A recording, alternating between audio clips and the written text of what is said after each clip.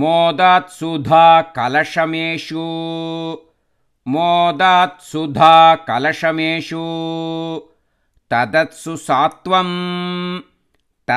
सात्वं दुश्चेष्टितं मम सहध्वम् दुश्चेष्टितं मम सहध्वम् इति ब्रुवाणा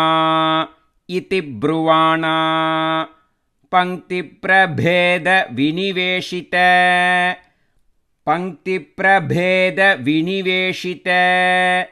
देवदैत्याः लीलाविलास गतिभिः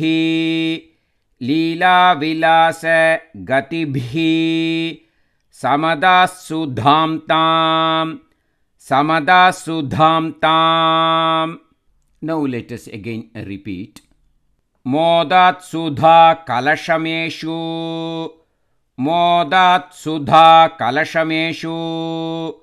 तदत्सु सात्वं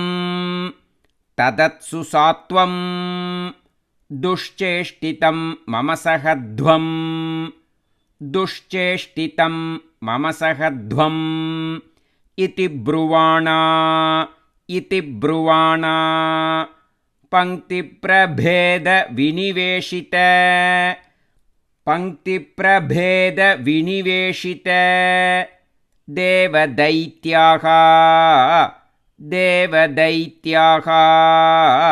लीलाविलास गतिभिः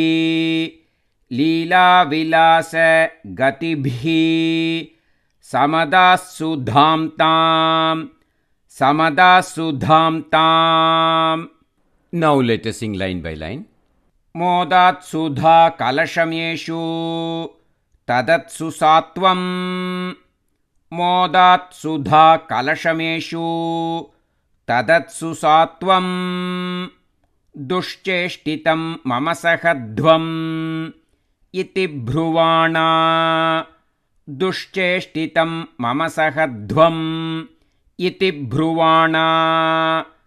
पंक्तिप्रभेद विनिवेशित देवदैत्याः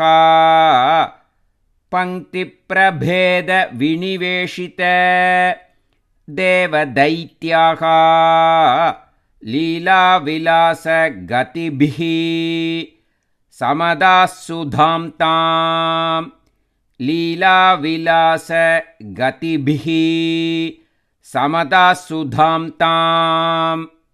Now again let us repeat line by line slowly.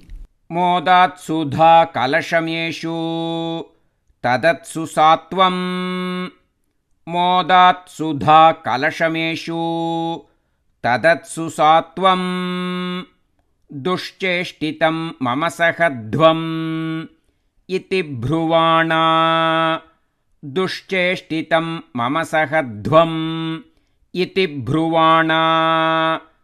पंक्तिप्रभेद विनिवेशित देवदैत्याः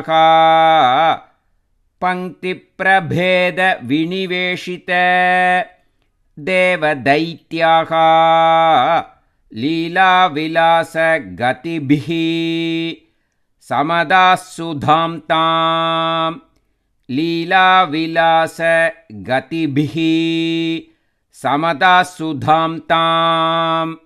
Now let us sing the full sloka slowly.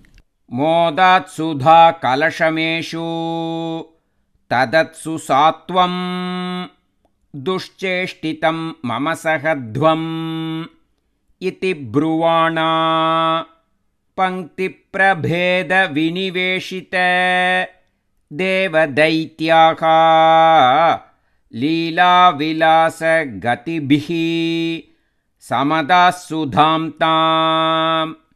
Now let us repeat the full sloka slowly.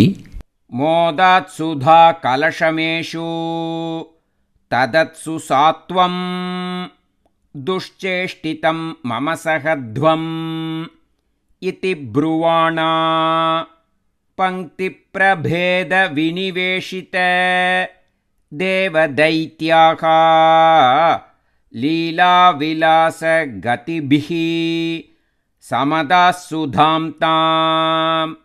Now let us practice how we should sing in the Parayanams. This version will be little bit faster, okay?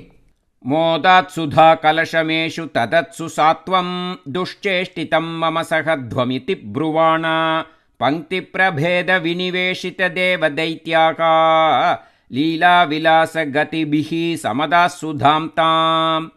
सर्वत्र गोविन्दनामसङ्कीर्तनं गोविन्द गोविन्द. कृष्णा गुरुवायूरप्पा चरणम्.